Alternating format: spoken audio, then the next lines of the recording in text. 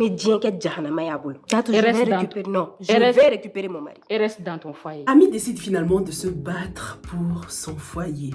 Choix courageux, même si on ne le comprend pas, parce que pourquoi vouloir se battre pour un homme qui ne t'aime pas et qui ne te respecte même pas? J'avoue avoir été déçue par les propos d'Ami, parce que la situation se transforme en autre chose là. On dirait que ça devient une question d'ego, en mode qui sera capable de garder le mari de qui, alors que le noyau du problème c'est ce mari. Ça devient une guerre des femmes. Les filles, vous allez vous battre pour un homme qui n'en vaut même pas la peine. Deux belles femmes comme ça, franchement.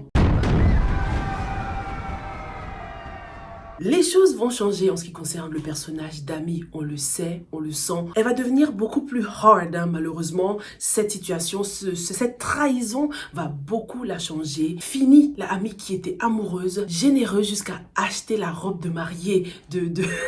Ah my god, franchement, Yael, t'as vraiment eu un Ami. En tout cas, on est prêt à voir de quoi Ami est capable, surtout que maintenant, elle a une alliée, hein, Tatou, qui jusqu'ici était plutôt neutre, a décidé de choisir son camp et elle est team Ami. Tatou lui a donc expliqué que ce mariage était une surprise pour elle. Elle pensait venir pour autre chose, pour faire un autre genre de surprise, puisque Alioune, apparemment, il a l'habitude de faire ce genre de truc à sa femme, hein, ce genre de surprise. Sauf que, à sa grande surprise, elle s'est rendue compte que son frère épousait une autre femme. Mais arrête, Tatou. T'es quand même allé jusqu'à assister au mariage traditionnel. T'avais encore le temps de tout dire à Ami. Mais même après le mariage traditionnel, t'as assisté au grand mariage. Il a fallu qu'elle te voie sur les vidéos. Il a fallu que le mariage soit scellé pour que tu reprennes tes esprits. Enfin, c'est maintenant qu'il est trop tard qu'elle demande pardon à Ami, quoi. Je suis un peu fâchée contre elle, hein, quand même. Elle avait le temps de prévenir Ami. Il y avait le mariage traditionnel, là. Donc certes, c'était une surprise, mais tu avais largement le temps de prévenir Ami. Je suis désolée, vous êtes d'accord avec moi ou pas? Tatou a déjà tâté le terrain avec Yael. Elle voit un peu le genre de personnage très matérialiste, pas très profonde. Elle ne sait même pas, hein. On se souvient de leur petit bras de fer là à table lorsque Tatou disait qu'elle avait mal à la tête. Et elle lui a dit, t'inquiète, j'ai le médicament pour tes maux de tête.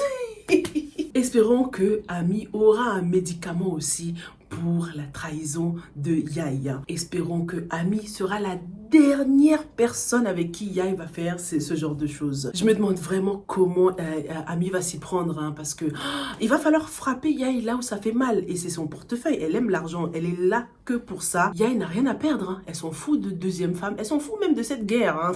Elle va venir prendre sa part et se barrer on to the next. Donc il va falloir que Ami frappe fort et vite. Il faudra peut-être s'en prendre à son salon, mais surtout à sa réputation, pour qu'elle ne puisse plus jamais faire ça à quelqu'un d'autre dans ce pays, quoi. Il va falloir que tu fuis le pays, hein, après que Ami aura deal with you. Le seul atout de Yael, les gars, c'est Khadija. Khadija, c'est une inside person dans la famille de Ami. Elle connaît les points faibles et les points forts de Ami. Elle connaît son histoire, quoi. C'est sa sœur. Donc elle pourrait se servir de ça. Elle pourrait narguer Ami sur le fait que Alioune l'a épousée juste pour éponger des dettes et pas parce qu'il était amoureux d'elle. Mais bon, au bout d'un moment, cet argument-là, on imagine que Ami l'a déjà entendu et elle en est consciente en plus, hein. Mais en tout cas, la réaction d'Ami me fait penser aux commentaires que l'une d'entre vous m'avait laissé dans la revue précédente, quand vous disiez que vous espérez que Ami va procéder en deux étapes. D'abord, démasquer Yaya au grand jour et ensuite quitter son mari pour qu'il se rende compte de ce qu'il a perdu, quoi. Parce que non, Alioune et Yael, là, ce n'est plus du tout possible pour moi. Va falloir que quelqu'un d'autre enter the picture. Va falloir qu'un autre personnage vienne pour Ami si elle compte refaire sa vie. Non, Alioune se la coule trop douce, là. L'autre bataille qui est en cours en ce moment, c'est celle entre Naboo et Anta. Bon, c'est Anta qui se bat toute seule, hein, parce que Naboo a déposé les armes. Toute naïve qu'elle est, Anta est à fond dans sa stratégie. Mais Naboo, faut qu'elle apprenne à réfléchir par elle-même aussi, hein. Depuis le début, elle écoute toujours ce qu'on lui dit. Elle change tout le temps de comportement par rapport aux conseils qu'on lui donne. Si on lui dit aujourd'hui, Naboo, sois méchante avec Anta, elle va être méchante. Demain, on lui dit, sois gentille, elle va être gentille, quoi. Réfléchis par toi-même, Naboo. C'est dans un monde parfait que ce genre de relation peut exister. Là, faut être réaliste. Tu peux pas venir détruire le foyer de quelqu'un et espérer que vous allez devenir les meilleurs amis du monde. S'entendre bien encore, ok, mais pas aller jusqu'au point de se fréquenter, prendre des petits thés ensemble. En plus, elle dit à Anta, ouais, on devrait faire ça plus souvent. Ah Nabou, t'es vraiment naïve. Est-ce que vous aussi, vous avez eu peur que Anta mette quelque chose dans le thé de Nabou? Franchement, j'espère qu'elle va pas aller jusqu'à s'en prendre au bébé de Nabou, quoi. Ce serait trop abusé. Surtout que ce bébé, c'est quand même le sang de Mustapha aussi, un homme qu'elle aime, quoi. Donc, ce serait injuste pour Mustapha, mais aussi pour ce bébé qui n'a juste rien demandé. En tout cas, pour une fois, là, la belle-mère voit Anta pour ce qu'elle est vraiment. On est d'accord avec elle lorsqu'elle dit qu'il faut se méfier d'Anta. Elle est mauvaise, oui. Maintenant, à cause des circonstances, Anta a changé. La belle-mère a raison de se méfier. Il serait temps qu'elle quitte la maison, même elle. Je sais pas ce qu'elle fout toujours là. Qu'elle rentre un peu chez elle. Mustapha, c'est son fils unique ou quoi? Je sais pas s'ils l'ont précisé ça. Non mais elle abuse la daronne là. Rentre chez toi au village, va faire ton jardin, va manger la bonne nourriture pour te reposer. Ça y est, ta mission est accomplie. T'as trouvé une deuxième épouse pour ton fils. En plus, elle est enceinte. C'est bon, il est temps de get out of here. Elle est trop impliquée. Et Anta devrait plutôt s'en prendre à sa belle-mère et pas à Nabou qui est juste un peu une victime des circonstances, quoi. D'un côté, dans mon cœur, j'espère que Nabou et Anta finiront par s'entendre parce qu'au fond, Anta est quelqu'un de bien et Nabou aussi. Ce sont des femmes bien. Je veux pas qu'elles soient des meilleures amies parce que non, ce serait hypocrite et pas réaliste.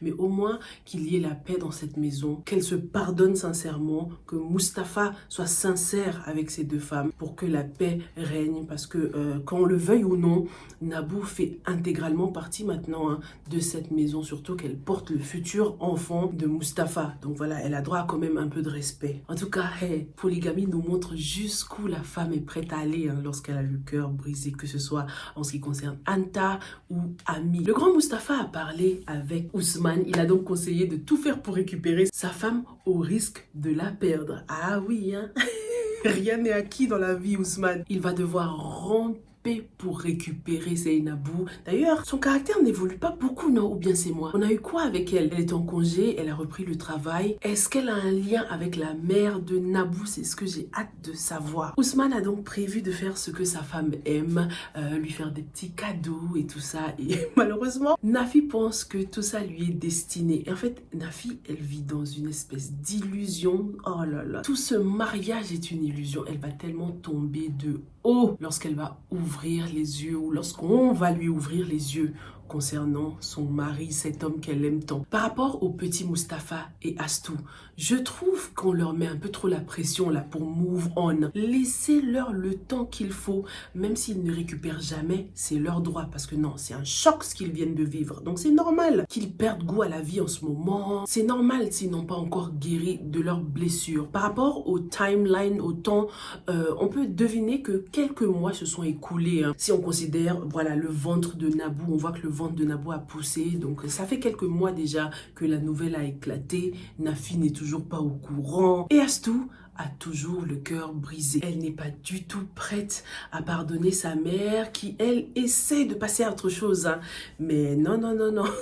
Ça va être difficile de passer l'éponge sur cette situation. Il va falloir assumer, regarder la réalité en face et arrêter de se cacher, arrêter de ne pas vouloir en parler même si ça fait mal. Franchement, j'aimerais pas être à leur place, quoi. C'est pas facile du tout. Je peux comprendre Bintou aussi. Elle ne pouvait pas prévenir sa fille dès le début parce que leur relation était cachée, Petit Mustapha et Astou, ils se voyaient en cachette. C'est lorsqu'ils ont voulu se marier que voilà, tout le monde a su qu'ils étaient ensemble. Donc Bintou ne pouvait pas non plus dévoiler son secret comme ça, quoi. Mais quand sa fille a eu un certain âge, elle aurait dû lui dire la vérité, surtout que Astou n'a pas arrêté de poser des questions concernant son père. J'ai beaucoup apprécié la conversation entre le grand Mustapha et son homonyme. C'est important d'avoir un mentor avec qui tu peux parler, quelqu'un autre que tes parents qui peut te conseiller, parce qu'on a tendance à plus les écouter, parce qu'ils ont un point de vue un peu reculé, un peu neutre de la situation. Le petit Mustapha, bien sûr, il a bien réagi. De toute façon, lui, il est très poli, très respectueux.